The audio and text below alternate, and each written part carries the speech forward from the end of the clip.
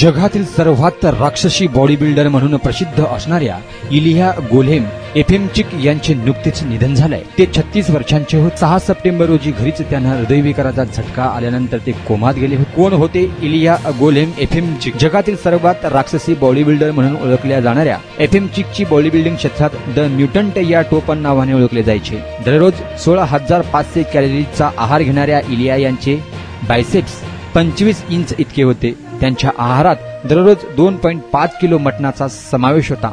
दिवसातून 7 वेळा जेवणारे इलिया 100 पेक्षा जास्त सुशींचे पीसेस रोज खायचे। अर्नोल्ड झार्गनेर आणि सिल्वेस्टर स्टेलॉन यांच्यापासून प्रेरित होऊन त्यांनी 600 pound bench press, 700 pound deadlift आणि 700 पाउंड कॅव्हॅट केल्याचा दावा केला होता। एफएमचिक कधीच व्यावसायिक स्पर्धेत उतरले नसले तरी त्यांनी 1 लाखांपेक्षा जास्त फॉलोअर्स बरोबर त्यांच्या ट्रेनिंगचे व्हिडिओज शेअर केले होते। 5 सप्टेंबर 2024 रोजी ते एकदा म्हणाले होते की माझ्यातील बदल हा अनेक वर्षांच्या कठोर प्रशिक्षणाचा आणि शिस्तीचा परिणाम आहे, पण आज अखेर ते जगाला सोडून गेले आहेत।